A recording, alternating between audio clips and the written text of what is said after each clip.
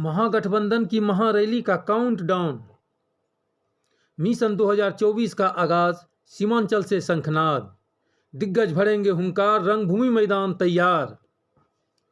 महागठबंधन की महारैली का काउंटडाउन शुरू हो चुका है। सभी को सुपर सैटरडे का इंतजार है, जब पूर्णिया के रंगभूमि मैदान में जब दिग्गजों का जमावड़ा लगेगा। रंगभूमि मैदान के मंच पर मुख्यमंत्री नीतीश कुमार, उप मुख्यमंत्री तेजस्वी यादव, माले नेता दीपंकर भट्टाचार्य, सीपीएम नेता सीताराम येचुरी, सीपीआई के नेता डी राजा, पूर्व मुख्यमंत्री जीतन राम मांझी और कांग्रेस के प्रदेश अध्यक्ष अखिलेश प्रसाद सिंह मौजूद रहेंगे। महागठबंधन के नेता का दावा है, इस रैली में 3 लाख से ज्यादा लोगों की भीड़ उमड़ेगी।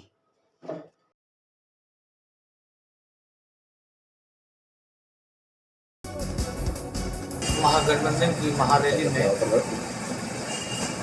युद्ध स्तर की तैयारी चल रही है, उसमें बहुत ज़्यादा लोग, ऐतिहासिक भीड़ होगी।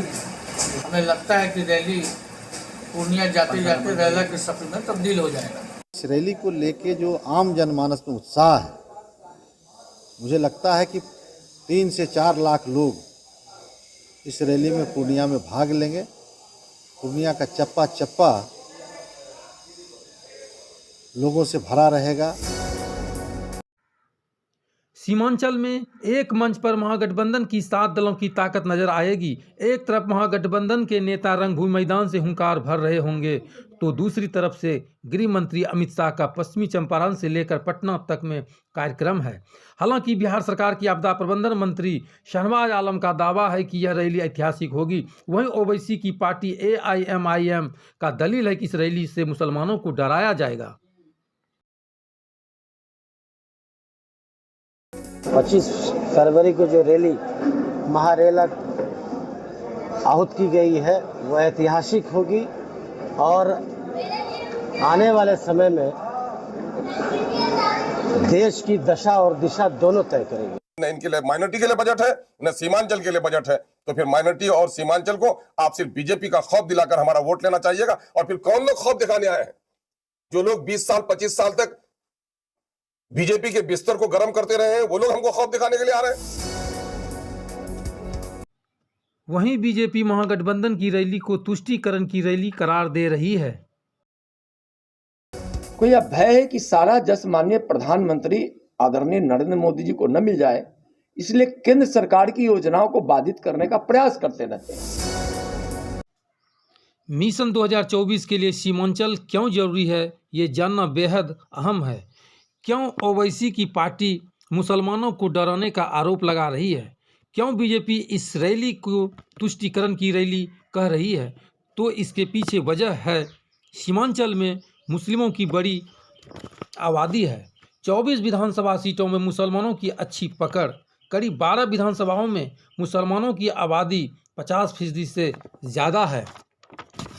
पिछले लोकसभा चुनाव का आंकड़ा एनडीए के पक्ष में था। सीमांचल की 4 सीटों में बीजेपी जदयू गठबंधन ने ऊपर कब्जा किया था। अब समीकरण बदल गया है, तो बीजेपी सीमांचल में अररिया तक सिमट कर रह गई है। पूर्व डिप्टी सीएम सुशील मोदी का दावा है कि जदयू नेताओं की जीत बीजेपी की वजह से हुई थी। अब मुस्लिम वोट बैंक बचाने के लिए रैली की जा रही है। जो पूर्णिया में रैली हो रही है, वो बीजेपी को चुनौती देने के लिए नहीं हो रही है, बल्कि अपने मुस्लिम वोट बैंक को बचाने के लिए रैली हो रही है। क्योंकि पिछले दिनों ओवैसी की पार्टी ने और 5 सीटें जीत रही थी उस इलाके के अंदर। 2020 के विधानसभा चुनाव में भी एनडीए ने सीमांचल की आधी सीटों पर कब्जा किया था, लेकिन अब सीमांचल की 24 में महज 8 सीटों पर बीजेपी का कब्जा है। यानी कि सीमांचल के दुर्ग को भेदने का मतलब है चुनाव में पॉजिटिव मिलना। ब्यूरो रिपोर्ट, राष्ट्र बिहार टीम। कानपुर देहात में जो कांड हुआ है, आप सबको पता भी है और लगातार आप लोग देख भी रहे होंगे किस तरह से एक माँ बेटी को पुलिस प्रशासन की बर्बरता की वजह से बुलडोजर चला दिया गया उनके घर पे और वो आग लग गई और माँ बेटी जो है जिंदा जल गई। तो उस कांड पे मैंने एक गीत लिखा यूपी में काबा सीजन 2 करके। उस गीत से कानपुर देहात पुलिस जो है काफ़ी जो है वो आ गई मेरे घर पे एक नोटिस लेकर के। सबसे पहले अंबेडकर नगर जहाँ पे मेरा ससुराल है वहाँ मेरे ससुर जी को थमा दिया। वहाँ से बात नहीं बनी तो पूरी जीप भर के दिल्ली पहुँचाए। कल रात 8 बजे फिर से मुझे नोटिस दे दिया कि रिसीव करो। अब झूठ बोल के हिमांशु को फ़ोन करके, मेरे हस्बैंड को फ़ोन करके कि मैं यूपीएससी स्टूडेंट बोल रही हूँ, मुझे आपसे कुछ गाइडेंस लेनी है। इस तरह से जैसे क्रिमिनल को नहीं पकड़ने के लिए इस तरह से जाल बिछाया जाता है उस तरह से किया। फिर बाद में कहते नहीं हम कानपुर देहात से बोल रहे हैं, आप आइए और रिसीव करिए। तो इस तरह का आडम्बर फैला करके वो नोटिस भेजा और यही सारी चीज़ें।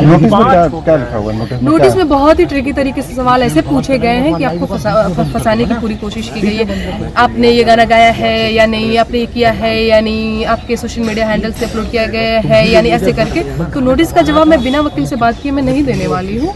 तो ये सारी चीज़ें हुई हैं। आपके जो पहले वाले जो गीत थे कॉन्ट्रोवर्सी जो चाहे वो बिहार में जो बिहार के लिए था, उसके बाद विश्वविद्यालय के लिए था, उसमें भी कहीं ना कहीं कॉन्ट्रोवर्सी। क्या लगता है कि मतलब जो गीत हैं वो कॉन्ट्रोवर्सी क्रिएट कर रहे हैं? पुलिस की तरफ से जो नोटिस दिया गया पहले कभी नहीं दिया गया, तो क्या करेंगे? नहीं, पहले भी मुझे इस तरह से 1-2 बार और अलग गीतों पे, दूसरे गीतों पे नोटिस भेजा गया, पर इस तरह से पुलिस का लद के मेरे घर पे चले आना, जुम्मा 8 महीने हुए मेरे शादी को। इतनी बड़ी बात होती है हमारे यहाँ यूपी बिहार में, दिल्ली में इतनी बड़ी बात नहीं होती होगी, लेकिन हमारे यहाँ मेरी मम्मी डर जाती है कि आइल रहे बच्चिया, पुलिस दरोगा का करे आइल रहे, है ना। उनको लगता बहुत ऐसी हो गई है। अब मेरे ससुर जी वहाँ अकेले रहते हैं, मुझे पूरा पता है कि बहुत परेशान है और वो ऐसे कहते नहीं है। तो वो भी एक कह रहे थे कि बेटा परेशान नहीं होना, क्या हो गया, ये सारी चीज़ें।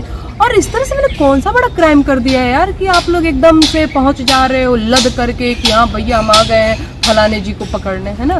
तो ये लोग डराने धमकाने का काम कर रहे हैं, कहीं ना कहीं एक तरह से दबाव बनाने का काम कर रहे हैं। एक्चुअली इनको पसंद है कि सत्ता का गुणगान करे कोई तो भैया हाँ जी हाँ जी, और मेरी तरह कोई लोक गायिका अगर सरकार से सवाल पूछ दे तो उसके घर में नोटिस भेज देते हैं। क्या सवाल गाने के जरिए क्या गीत क्या था वो? हाँ, मैं गीत सुनाती हूँ ना, आप सुनिए और आप खुद बताइएगा, मेरे दर्शक भी बताएंगे कि नेहा से कहाँ गलती हुई है जो कि किसी को नोटिस भेजने की जरूरत पड़ रही है। अरे बाबा के दरबार बार ढहत घर बार बार क्रिएट कर रहे हैं, पुलिस की तरफ से जो नोटिस दिया गया पहले कभी नहीं दिया गया, तो क्या करेंगे? नहीं, पहले भी मुझे इस तरह से 1-2 बार और अलग गीतों पे, दूसरे गीतों पे नोटिस भेजा गया, पर इस तरह से पुलिस का लद के मेरे घर पे चले आना, जुम्मा 8 महीने हुए मेरे शादी को। इतनी बड़ी बात होती है हमारे यहाँ यूपी बिहार में, दिल्ली में इतनी बड़ी बात नहीं होती होगी, लेकिन हमारे यहाँ मेरी मम्मी डर जाती है कि आइल रहे बच्चिया, पुलिस दरोगा का करे आइल रहे, है ना। उनको लगता बहुत ऐसी हो गई है। अब मेरे ससुर जी वहाँ अकेले रहते हैं, मुझे पूरा पता है कि बहुत परेशान है और वो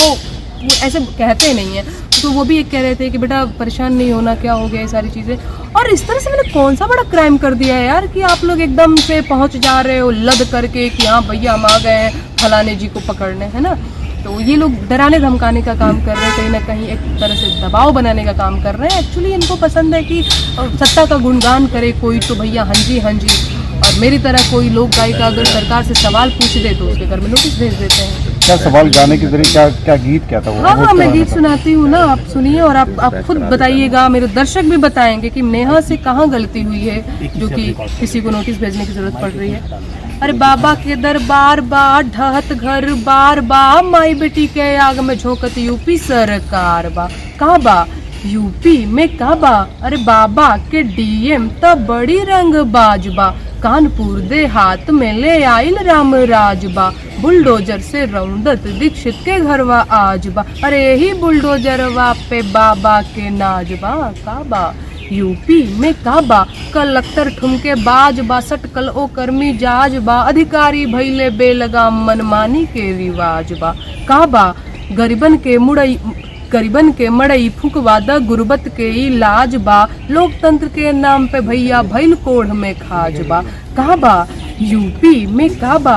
अरे आग लगी त हिंदू जरी है मुसलमान बा, ए बाबा ए जाना खाली अब्दुल के मकान बा, काबा यूपी में काबा।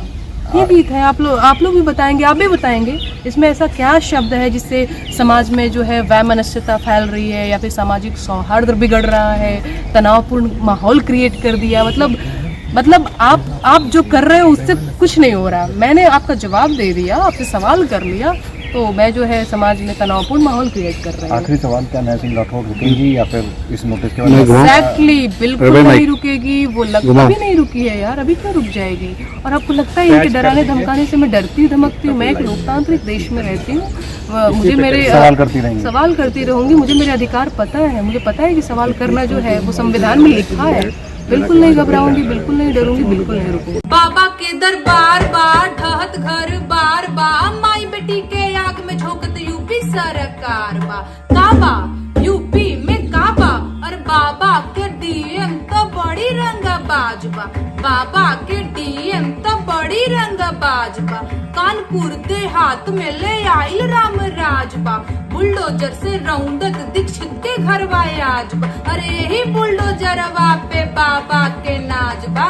काबा यूपी में काबा, कलेक्टर ठुमके बाज बा। सटकल ओ कर्मी जाज बा, अधिकारी भैले बेलगाम मनमानी के रिवाज बा। काबा यूपी में काबा, अरे गरीबन के मड़ई फुकवादा गुर्बत के इलाज बा। गरीबन के मड़ई फुकवादा गुर्बत के इलाज बा। लोकतंत्र के नाम पे भैया भैल कोढ़ में खाज बा। काबा यूपी में काबा, अरे आग लगी तो हिंदू जरिहे जरिहे मुसलमान बा। आग लगी तो हिंदू जरिहे जरिहे मुसलमान बा। ए बाबा एह जाना खाली अब्दुल के मकान बा।